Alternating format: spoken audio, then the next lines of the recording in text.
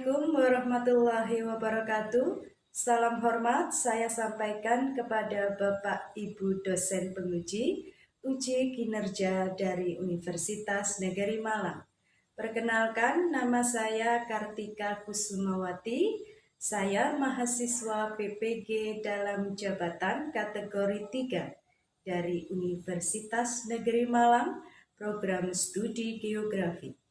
Berikut adalah video pembelajaran yang saya buat untuk memenuhi tugas uji kinerja PPG dalam jabatan tahun 2023. Selamat menyaksikan.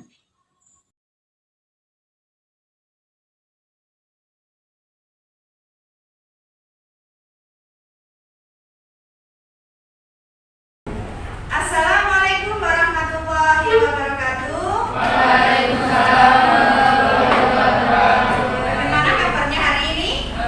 Ya, sehat. Kita berjumpa lagi kalau sekarang pagi hari ya. Kalau pagi hari biasanya lebih semangat, pikiran, otak ini masih fresh, belum terisi penuh. Jadi belum full ya, ibarat flash disk kosong. Nah, kalau sesuatu yang kosong masih fresh, nanti dimasuki ilmu, itu ilmunya bisa masuk secara maksimal, gitu ya. Oke, sebelum memulai pelajaran disiapkan untuk berdoa dulu. Silakan Taha untuk menyiapkan. Duduk siap, gerak.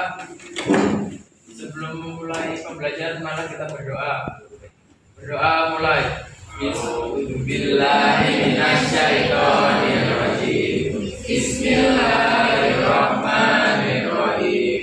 Raditu billahi rabban wa bil islami dinan wa bi Muhammadin nabiyyan wa rasulah. Rabbi zidni ilma warzuqni fahma waj'alni min ibadikas sholihin. Selesai. Selanjutnya Bu Tika mau absen kehadiran dulu ya. Ahmad Emil, Aisyah Nadia, Alexandria Mia, Arina, Atala, oke, Ayla Lutfia, Jini Akmalia, Hafiz Rahman, Hilma, Kaila Ardisa.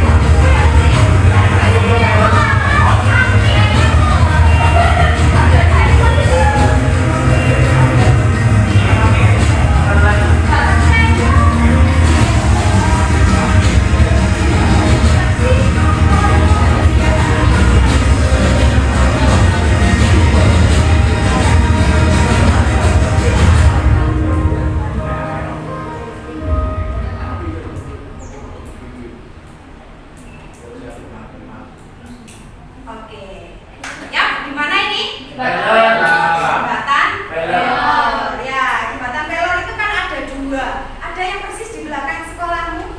Ya, ada yang agak ke sana, agak ke barat ya. Ya, pernah melewati? Pernah ya. Ketika melewati lihat ke bawah enggak? Lihat ke bawah. Di bawah itu ada apa? Nah, selain sungai ada apa lagi? Ya, ada sungai. Di pinggir-pinggirannya, di sungai ada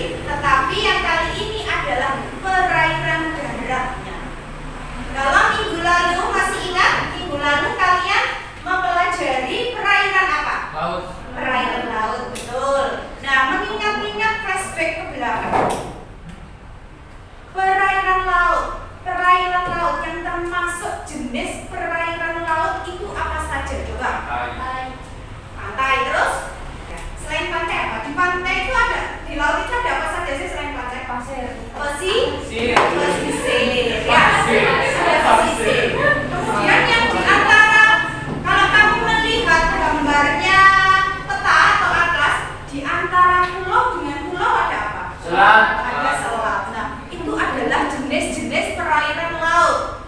Pantai, Pasir. pesisir, selat. Ya, apa lagi? Yang ada di mana itu selatan. Biasanya kalau kamu mau ke Blitar lewati jembatan ini. Waduk atau bendungan. Bendungan apa yang ada di Malang Selatan? Ayo yang rumahnya Malang. Karang, Ramles, betul. Ya, ada sungai, ada rawa, ada waduk, apalagi satu yang terbentuknya dari alam. Danau, betul. Ya, sungai, rawa, waduk, danau. Itu adalah jenis-jenis perairan darat. Nah, sehingga tujuan pembelajaran kita hari ini nanti kalian diharapkan satu, mampu menyebutkan jenis-jenis perairan darat. Tadi sudah bisa ya? Oke, berarti sudah mampu. Yang kedua adalah menganalisis permasalahan yang ada di perairan darat. Perairan darat yang kita ambil adalah satu, permasalahan yang ada di sungai. Sungai yang ada di Malang ini yang melintasi Malang sungai apa? Berantas. Sungai Berantas, betul.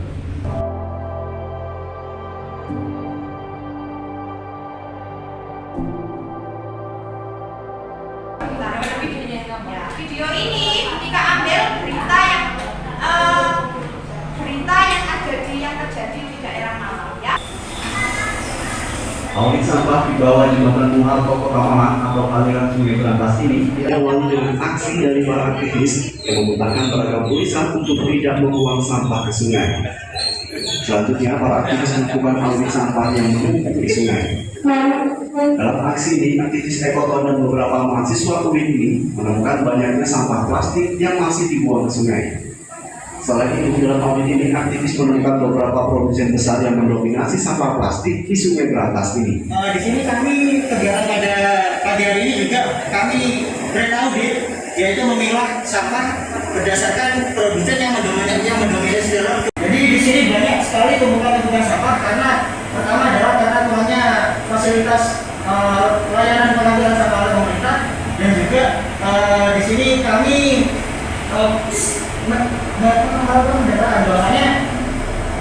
mendapatkan 5 produsen besar. Selain itu, dengan banyaknya sampah yang dibuang di sungai, membuat pencemaran di Sungai Berantas cukup parah.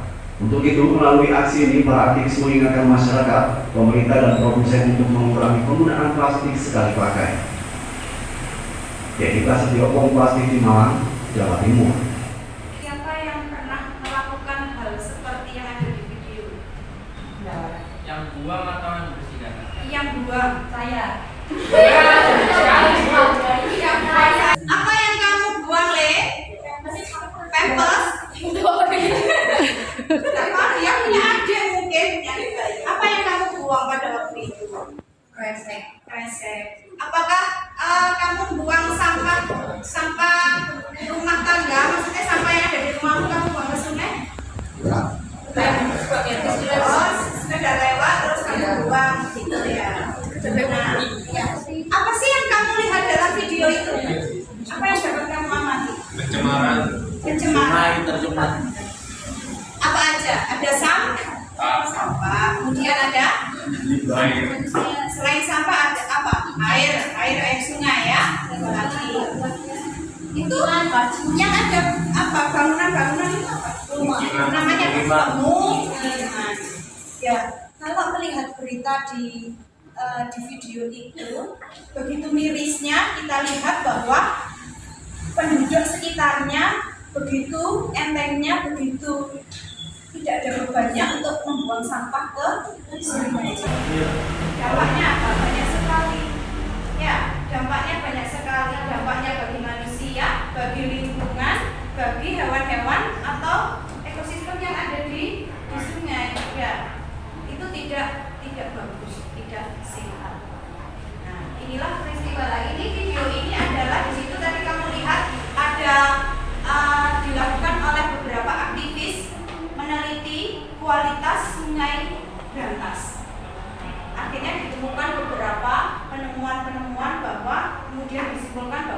sungai berantas, kondisi airnya bu. Ketika akan bentuk kelompok, ya, saya akan bentuk kelompok. Silakan kemudian apa yang ada di LKPD lembar kerja itu dijawab. Ya, kemudian setelah dijawab dipresentasikan ke depan. Ini Bu Tika tampilkan untuk nama anggota kelompoknya.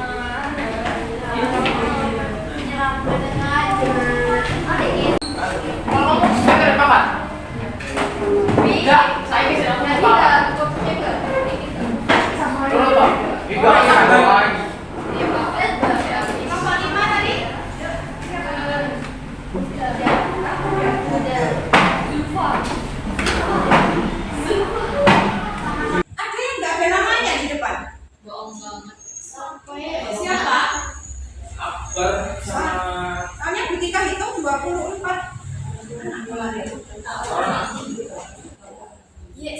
Nanti kelompok silakan cari meja kelompokmu sesuai dengan yang ini ya, yang Bu Tika tulis di sini. Oke.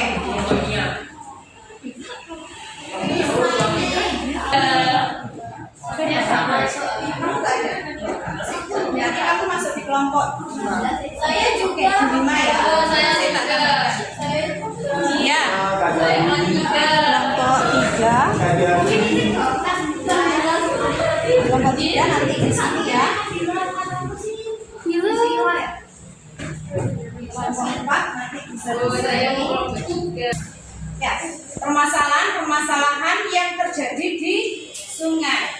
Khususnya Bu Tika ambil ini Sungai Berantas ya, sungai yang ada di Malang saja yang Bu Tika ambil permasalahannya. Silakan nanti diisi, di belakangnya sudah ada beberapa pertanyaan yang harus kamu jawab. Itu ya. Kamu boleh memanfaatkan handphone semaksimal mungkin ketika diskusi dan ketika presentasi. Ya, silakan mencari informasi sebanyak-banyaknya di media internet. Ya, karena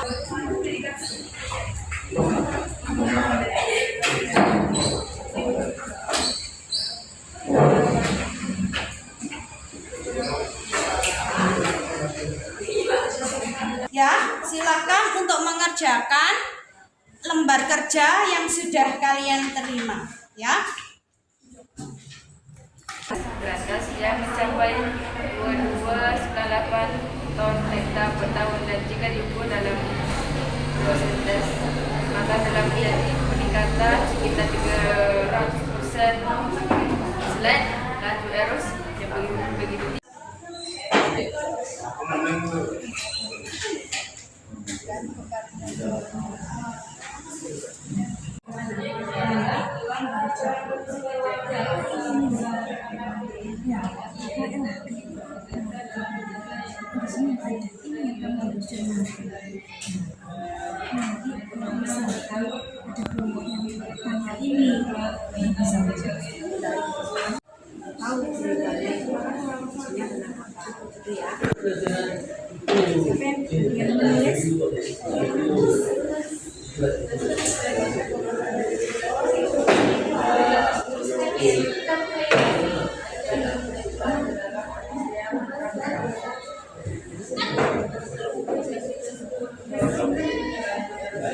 tinggi.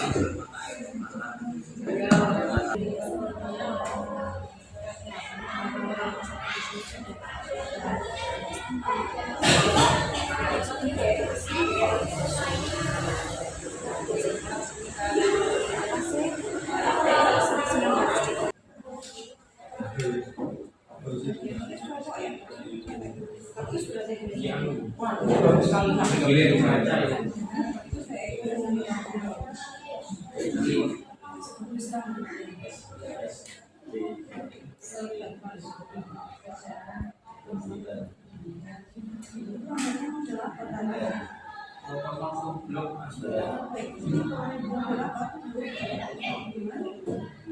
Itu pengennya sampai tapi maunya berbasis. Baik, bagus kondisinya. Tidak ada longsor, tidak ada kerusakan di pusat. Ibarat ini di saraf itu mana rusak semua.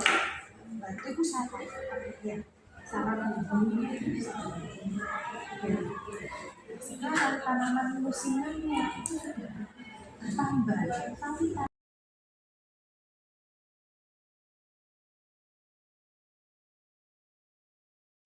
Assalamualaikum warahmatullahi wabarakatuh. Waalaikumsalam warahmatullahi wabarakatuh.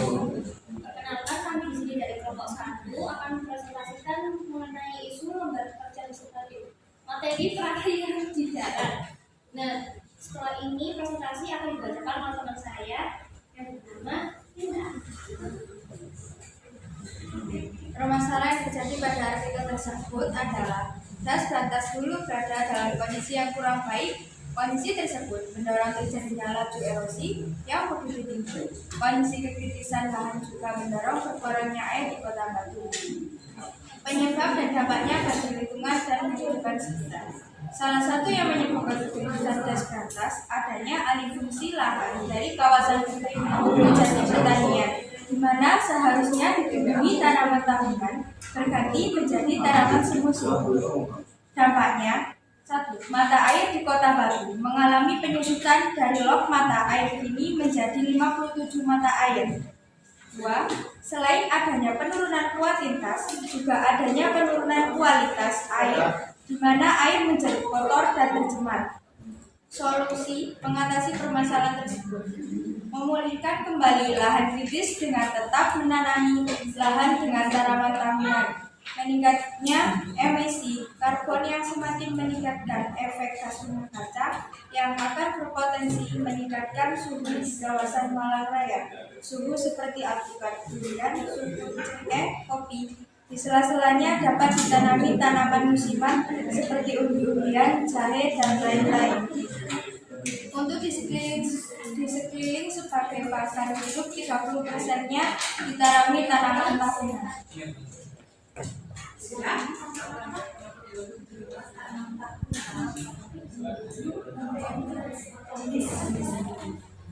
Oke, sudah? Nah, silakan. Pertanyaan. Ada pertanyaan ya? Kenapa masyarakat di Batu itu lebih memilih menanam tanaman musiman daripada tahunan?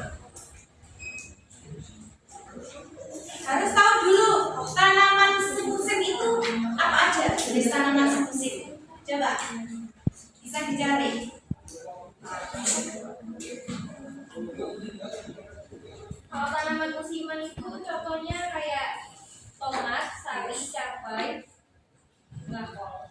Sekarang kaitkan seperti tomat, pohon apel, pohon jeruk, ya. Kemudian cabai. Kenapa di Kota Batu?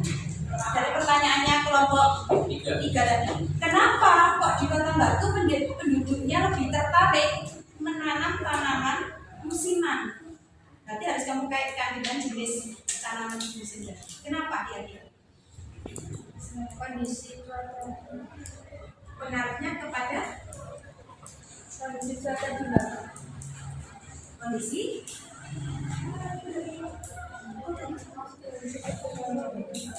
bisa kamu kaitkan dengan kondisi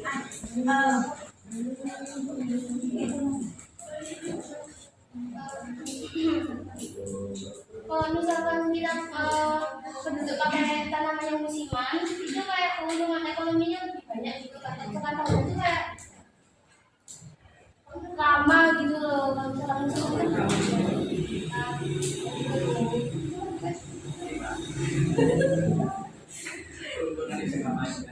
iya. Terima kasih. sudah ya, sudah terjawab dengan baik ya. Oke, pertanyaan yang kedua. Ayo silakan. Mungkin dari kelompok 2 boleh kelompok 5. Ayo kelompok 5 mau mengajukan pertanyaan. Apa dampaknya? Berdiri dong. Apa dampaknya penanaman bulan dekorasi? Musiman. Musiman dekorasi. pengaruhnya ke Oke, ketika jelas ya pertanyaannya. Jika di kota Batu, coba diperhatikan pertanyaannya betul nggak? jika di kota Batu ditanami tanaman musiman, ya lebih banyak tanaman musiman, berdampak apa bagi kita-kita yang ada di kota Malang?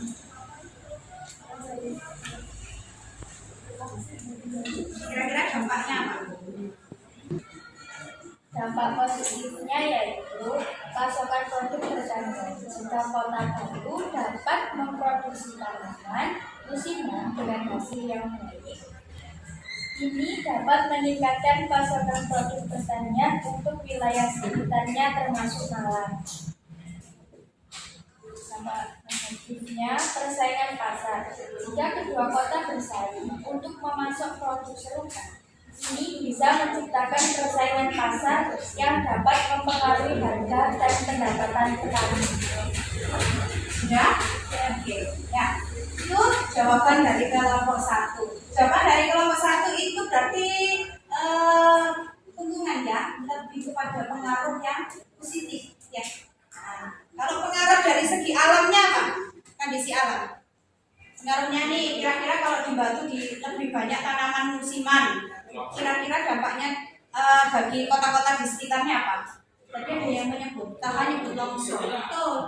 Ya, jadi kalau tanaman musiman itu tanaman musiman kayak cabai, kayak apel, jeruk itu akarnya tidak terlalu kuat untuk menahan panas, tidak terlalu kuat untuk menahan air, lajunya air, aliran air. Nah, ketika dari atas saja, dari sumbernya kota Batu, ya laju airnya deras sampai turun ke kota Malang yang dilewati, otomatis dia akan mengalami longsor. Ya, longsor. Nah, air derasnya akan sampai di kota Malang dan itu akan berakibat ya, jadi longsor, terjadi apalagi banjir. Nah, itu adalah pengaruh dampak negatifnya selain dampak positif yang disebutkan tadi. Gitu ya. Oke, cukup bagus pertanyaan dan jawabannya. Nanti sambil belajar kita bisa, kalian sudah terbiasa untuk menganalisis suatu permasalahan. Oke, berikan tepuk tangan untuk kelompok 1.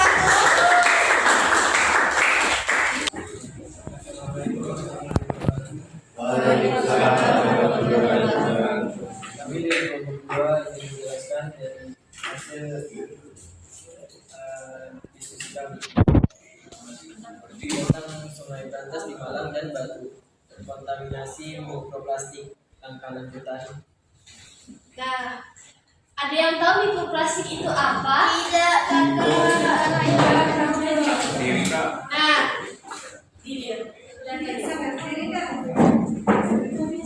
Nah, mikroplastik itu lebih tepatnya itu seperti limbah plastik yang mengalami proses penguraian oleh lingkungan. Paham? Jadi kayak plastik itu kan kalau lama-lama kena air itu kan bakal melar, bakal nipis gitu loh. Nah itu yang disebut mikroplastik. Seperti kain pecah kalau kena air lama-lama itu bakal teksturnya bakal beda. Nah itu menyebabkan lingkungan kotor. Soalnya ada limbah-limbah dari situ yang tak bisa diolah kembali. Asik.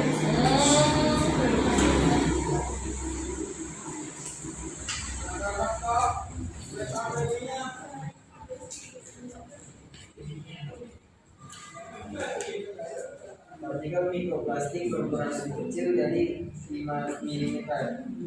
Air Brantas terkontaminasi mikroplastik jenis fiber, filament, dan fragmen.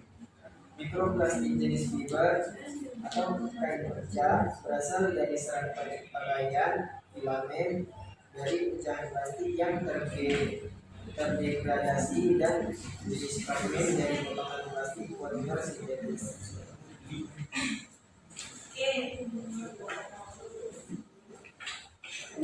Mikroplastik berbahaya bagi manusia, menyebabkan gangguan hormon seperti gangguan sistem saraf, bahkan meningkatkan risiko kanker. Biota sungai seperti ikan dan udang secara tak sengaja mengonsumsi mikroplastik dan berakhir jadi makanan manusia.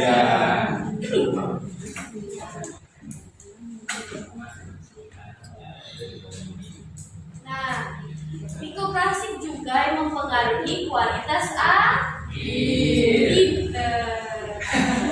Jualannya bisa mereka ambil menjelang lebaran. Setahun dikumpul 300 juta. Oke. Ya, Sudah? Ya. Oke, silakan pertanyaan. Sepertinya kelompok 1 tadi mau bertanya ya. Oke, pertanyaan. Yang lain perhatikan ya. Ini pertanyaannya. jelaskan mikroplastik jenis fiber, filamen, dan fragmen itu seperti apa sih, Kak? Di Sungai Berantas itu kan terkontaminasi mikroplastik. Nah, setelah diteliti, mikroplastiknya ada 3 jenis, yaitu mikroplastik jenis fiber, jenis filamen, dan fragmen. Nah, pertanyaan dari kelompok 1 Sama fragmen. ya, fiber, filamen, fragmen. Nah, mereka bertanya, jenis yang fiber itu apa, seperti apa, filamen itu seperti apa, fragmen itu apa?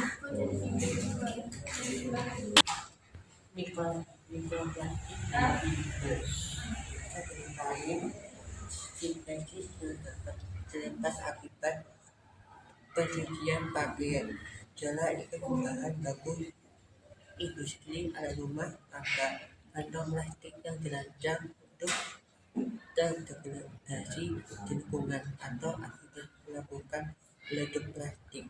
Oke, ya.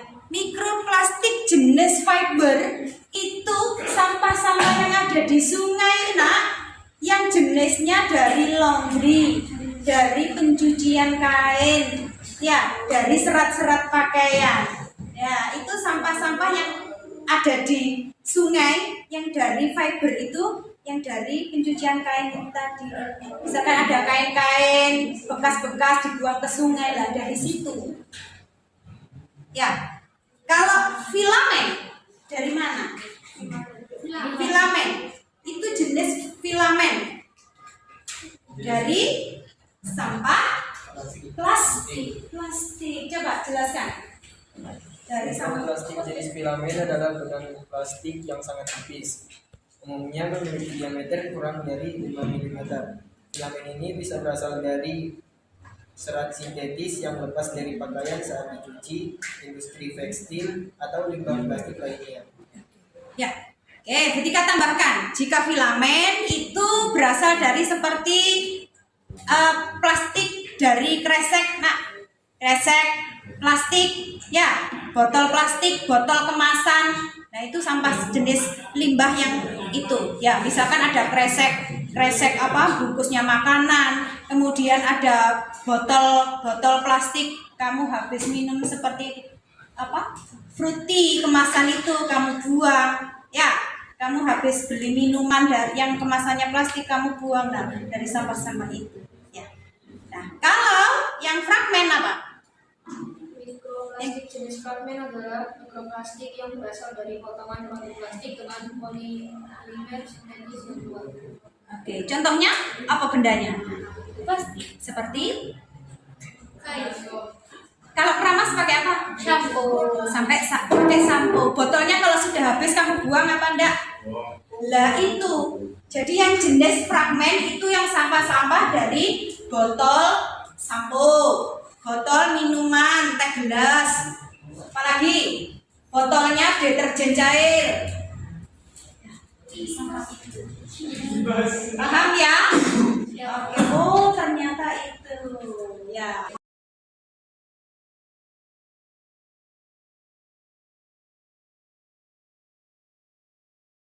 Kesimpulan yuk. Apa kesimpulannya dari pembelajaran kita hari ini?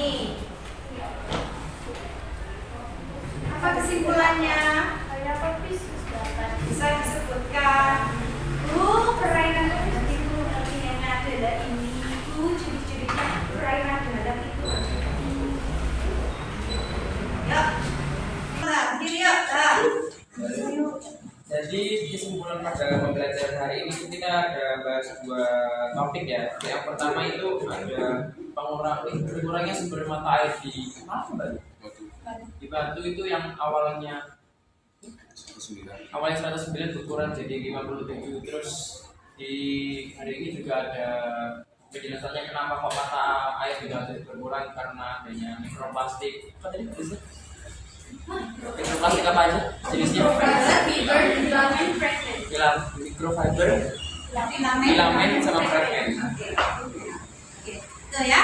Oke, luar biasa kesimpulannya.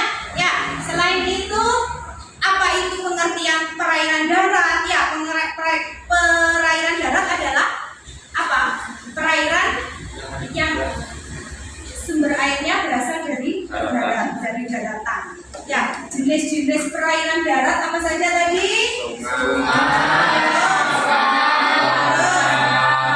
Oke, danau terus, waduk, sungai, rawa, danau, waduk itu adalah jenis-jenis perairan darat. Sumber gasnya yang dari hulu, dari batu itu sudah terlalu baik kondisinya, ya. Permasalahan yang lebih pelik dan butuh penanganan yang lebih maksimal. Ya, ini hanya sebagian kecil saja permasalahannya.